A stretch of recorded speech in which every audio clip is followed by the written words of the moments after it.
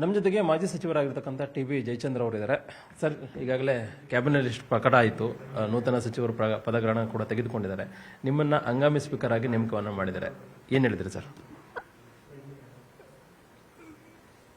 ನನಗೆ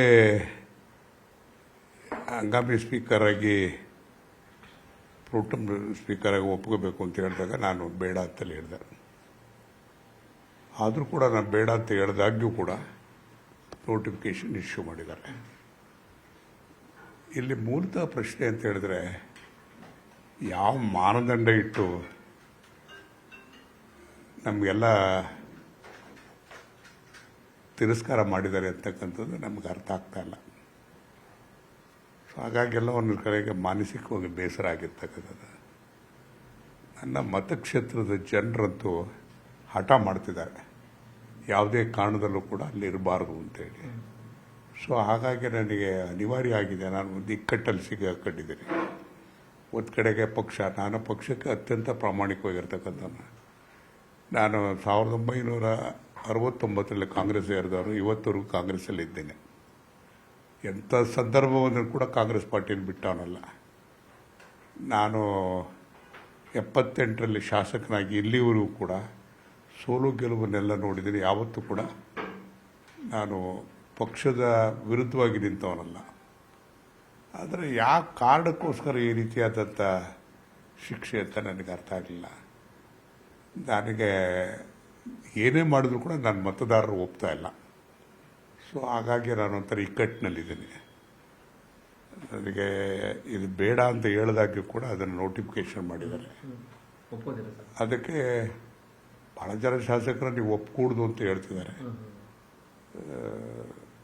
ನೋಡೋಣ ಏನೇನಾಗ್ತದೆ. ಮಾನದಂಡ ಅಂತ ಹೇಳಿದ್ರಿ ಸರ್. ಒಂದೊಂದು ಜಿಲ್ಲೆಯಲ್ಲಿ ಮೂರು ಜನರಿಗೆ ಅವಕಾಶ ಮಾಡಿಕೊಟ್ಟಿದ್ದಾರೆ. ಉದಾಹರಣೆಗೆ ಗುಲ್ಬರ್ಗದಲ್ಲಿ 3 ಜನ ಕೊಟ್ಟಿದ್ದಾರೆ. 8 ಜಿಲ್ಲೆಗಳನ್ನು ನಿರ್ಲಕ್ಷ್ಯವನ್ನು ಮಾಡಿದ್ದಾರೆ ಸರ್. ಇದು ಸರಿ ಅನ್ಸುತ್ತೆ ಸರ್ ತಮಗೆ ಹಿರಿಯ ಶಾಸಕರಾಗಿ? ಯಾವ ಮಾನದಂಡ ಇಟ್ಟು ಮಾಡಿದ್ದಾರೆ ಅಂತ ಅರ್ಥನೇ ಆಗೋದಿಲ್ಲ. ಭಾಳಷ್ಟು ಜಿಲ್ಲೆಗಳಲ್ಲಿ ಪ್ರಾತಿನಿಧ್ಯನೇ ಇಲ್ಲ, ಕಡೆನೇ ಕೊಟ್ಟಿರ್ತಕ್ಕಂಥದ್ದು.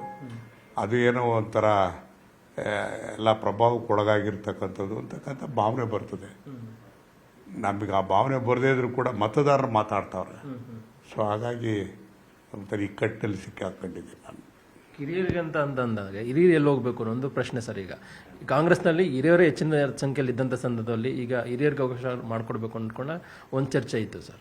ನೋಡಿ, ಯಾವುದೇ ಈಗ ಮುಗಿದೋಗಿದೆ. ಈಗಲ್ಲ ನಾವೇನು ಮಾತಾಡಿದ್ರೂ ಪ್ರಯೋಜನ ಇಲ್ಲ. ಈಗ ಯಾವುದೇ ಒಂದು ಮಾನದಂಡ ಅಂತ ಹೇಳಿದ್ರೆ, ಪ್ರಾತಿನಿಧ್ಯ ಕೊಡಬೇಕಾದ ಹೊಸಬರಿಗೆ ಎಷ್ಟು ಕೊಡಬೇಕು, ಯಾವ ಹಂತದಲ್ಲಿ ಕೊಡಬೇಕು.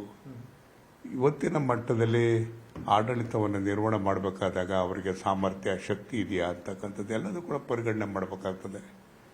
ಅದು ಯಾವ ಹಿನ್ನೆಲೆಯಲ್ಲಿ ಮಾಡಿದ್ರು ಅಂತೇಳಿ ನಮ್ಗೆ ಅರ್ಥ ಆಗ್ತಾ ಇಲ್ಲ. ಒಂದಷ್ಟು ಜನ ಮಂತ್ರಿ ಸ್ಥಾನ ತಪ್ಪು ಅಂತ ಯಶವಂತರಗೌಡ ಪಾಟೀಲ್ ಅವರೆಲ್ಲ ರಾಜೀನಾಮೆ ಕೊಟ್ಟಿದ್ದಾರೆ ಸರ್. ಈಗ ಕೆಲವು ಶಾಸಕರು ಕೂಡ ಸಭೆ ಮಾಡಬೇಕು ಅಂತೇಳಿ ಚರ್ಚೆ ಮಾಡ್ತಾರೆ ಸರ್. ತಾವು ಕೂಡ ಸಭೆಯನ್ನು ಸೇರಿದ್ದಾರೆ. ನೆನ್ನೆ ದಿನ ಎನ್.ಎಂ. ಗೋಪಾಲಕೃಷ್ಣ, ಅಪ್ಪಾಜಿ ನಾಗೌಡರೆಲ್ಲ ಬಂದು ಭೇಟಿ ಮಾಡಿದ್ದಾರೆ ಸರ್ ತಮ್ಮನ್ನು. ನಾನು ಈಗಲೂ ಕೂಡ ಬೆಳಗ್ಗೆಯಿಂದಲೂ ಕೂಡ ಸಂಪರ್ಕದಲ್ಲಿದ್ದಾರೆ. ಒಬ್ರಿಗೊಬ್ಬರು ಸಮಾಧಾನ ಪಡಿಸ್ಕೊಳ್ಳೋವಂಥ ಪ್ರಯತ್ನವನ್ನು ಮಾಡ್ತಾ ಇದ್ವಿ. ಆದರೆ ಎಲ್ಲ ಒಂದು ಕಡೆಗೆ ಯಾರು ಕೂಡ ಸಮಾಧಾನ ಆಗ್ತಾ ಇಲ್ಲ.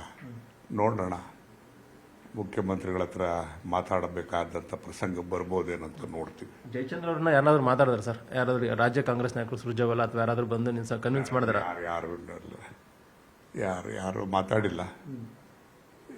ಈ ಹಿನ್ನೆಲೆಯಲ್ಲಿ, ಈ ಒತ್ತಡದ ಹಿನ್ನೆಲೆಯಲ್ಲಿ ಕ್ಷೇತ್ರದ ಜನರನ್ನು ನಾವು ಬಿಟ್ಟು ಇರೋದಕ್ಕಾಗೋದಿಲ್ಲ. ನಾನು 10 ಜನರಲ್ ಎಲೆಕ್ಷನ್ ಮಾಡಿದ್ದೇನೆ. 10 ಎಲೆಕ್ಷನ್ನಲ್ಲೂ ಕೂಡ ನನ್ನ ಜೊತೆಗೆ ನಿಂತಿದ್ದವರು ನನ್ನ ಕ್ಷೇತ್ರದ ಜನ. ಅವರ ಹಾಕಿದ ಗೆರೆಯನ್ನು ಬಿಟ್ಟು ಹೋಗುವಂತಿಲ್ಲ. ಈ ರೀತಿಯಾದಂಥ ಪ್ರಸಂಗದಲ್ಲಿ ಸಿಕ್ಕಿದ್ದೀವಿ ನಾವು. ಜಯಚಂದ್ರ ಅವರು ಸಿದ್ದರಾಮಯ್ಯ ಕ್ಯಾಬಿನೆಟಲ್ಲಿ ಮಂತ್ರಿಗಳಾಗಿ ಒಳ್ಳೆ ಕೆಲಸವನ್ನು ಕೂಡ ಮಾಡಿದ್ರು. ಈಗ ಆಗಬೇಕಂದಿತ್ತು, ಕೊನೆಗೆ ಆಗಲಿಲ್ಲ. ಈಗ ಜಯಚಂದ್ರ ಅವರ ಮುಂದಿನ ನಡೆ ಏನಿರುತ್ತೆ ಅನ್ನೋದು, ಈಗ ಹಂಗಾಮಿ ಸ್ಪೀಕರ್ ಕೂಡ ಒಪ್ಪಲ್ಲ ಅಂತಂದಾಗ ತಮ್ಮ ಮುಂದಿನ ನಡೆ ಏನಂತ ಮಾಡಿದ್ರು ಕೂಡ ನಾವೆಲ್ಲರೂ ಕೂಡ ಸೇರ್ತೀವಿ. ಸೇರಿ ಕೂತು ಮಾತಾಡಿ ಒಂದು ತೀರ್ಮಾನ ಮಾಡೋಕ್ಕೆ ಪ್ರಯತ್ನ ಪಡ್ತೀವಿ. ಇದರೆಲ್ಲವನ್ನು ಕಡೆಗೆ ಪಕ್ಷಕ್ಕೆ ಮುಜುಗರ ಆಗಬೇಕು ಅಂತಕ್ಕಂಥ ಉದ್ದೇಶ ಅಲ್ಲ. ಆದರೆ ಈ ತಪ್ಪುಗಳನ್ನ ಆಡಳಿತದ ಮೇಲೆ ದುಷ್ಪರಿಣಾಮ ಬೀರಬಾರ್ದು ಅಂತಕ್ಕಂಥದ್ದು. ಇವತ್ತು ನಾವೆಂಥ ಸಂಕಷ್ಟದಲ್ಲಿದ್ದೇವೆ ಅಂತಂದರೆ, ಒಂದು ಕಡೆ ಬರ, ಇನ್ನೊಂದು ಕಡೆಗೆ ನದಿಗಳ ವಿವಾದ. ಈ ಮಧ್ಯದಲ್ಲಿ ನಾವು ಒಬ್ಬ ಹಿರಿಯ ಶಾಸಕರುಗಳಾಗಿ ನಾವು ರಾಜ್ಯಕ್ಕೆ ಯಾವ ರೀತಿ ಮಾರ್ಗದರ್ಶನ ಕೊಡಬೇಕು, ಸರ್ಕಾರಕ್ಕೆ ಯಾವ ಮಾರ್ಗದರ್ಶನ ಕೊಡಬೇಕು, ಸರ್ಕಾರವನ್ನು ಯಾವ ರೀತಿಯಾಗಿ ನಿರ್ವಹಣೆ ಮಾಡಬೇಕು ಅಂತಕ್ಕಂಥದ್ರ ಬಗ್ಗೆ ನಾವು ನಿನ್ನೆ ರಾತ್ರಿಯಿಂದಲೂ ಕೂಡ ಎಲ್ಲರೂ ಕೂಡ ಯೋಚನೆ ಮಾಡ್ತಿದ್ದೀವಿ. ನಾವಿನ್ನೂ ಒಂದು ತಾರ್ಕಿಕವಾಗಿ ಏನೋ ಅಂತಿಮ ನಿರ್ಧಾರಕ್ಕೆ ಬಂದಿಲ್ಲ, ಮಾತಾಡ್ತಿದ್ದೀವಿ. ಮುಖ್ಯಮಂತ್ರಿಗಳು ನಿಮ್ಮದೇ ವಿಚಾರ ಬಂದಾಗ ತಾಳ್ಮೆ ಇದ್ರೆ ಒಳ್ಳೆಯದು, ಎಲ್ರಿಗೂ ಕೂಡ ಒಳ್ಳೇದಾಗುತ್ತೆ. ಬರುವಂಥ ದಿನಗಳು ಎಲ್ಲರೂ ಕೂಡ ಅವಕಾಶನ ಮಾಡಿಕೊಡ್ತೇವೆ. ನಮಗೂ ಕೂಡ ಹಿಂದೆ ಕೈ ತಪ್ಪಿರಲಿಲ್ವಾ ಸಿದ್ದರಾಮಯ್ಯ ಕ್ಯಾಬಿನೆಟಲ್ಲಿ, ಹಿಂದೆನೂ ಕೂಡ ನಮಗೂ ಕೂಡ ಅವಕಾಶ ಇರಲಿಲ್ಲ ಅನ್ನೋ ಮಾತನ್ನು ಹೇಳಿದ್ದಾರೆ ಡಿ ಕೆ ಶಿವಕುಮಾರ್. ಮುಖ್ಯಮಂತ್ರಿಗಳು ಹೇಳಿರ್ತಕ್ಕಂಥದ್ದು ಸಹಜ, ಅವ್ರಿಗೆ ಈ ಅನುಭವಗಳಾಗಿದೆ. ಆದರೆ ಆವಾಗ ಪ್ರಾರಂಭಿಕವಾಗಿ ಆಗಿದ್ದಂಥದ್ದು ಸರಿಪಡಿಸೋಕೆ ಅವಕಾಶ ಇತ್ತು. ಈಗೇನಾಗಿದೆ, ಈಗ ಅಂತಿಮ ಘಟ್ಟದಲ್ಲಿದ್ದೇವೆ. ಅದಕ್ಕೆ ಎಲ್ಲರೂ ಕೂತು ಯೋಚನೆ ಮಾಡಿ ಒಂದು ತೀರ್ಮಾನ ಮಾಡುವಂಥ ಪ್ರಯತ್ನವನ್ನು ಮಾಡ್ತೀವಿ. ಇದಿಷ್ಟು ಟಿ ಬಿ ಜಯಚಂದ್ರ ಅವರ ಮಾತು. ಕ್ಯಾಮರಾ ಪರ್ಸನ್ ನೂರ್ ಅಹಮದ್ ಜೊತೆಗೆ ಕೃಷ್ಣ ಜೀವಿ, ನ್ಯೂಸ್ 18 ಕನ್ನಡ, ಬೆಂಗಳೂರು.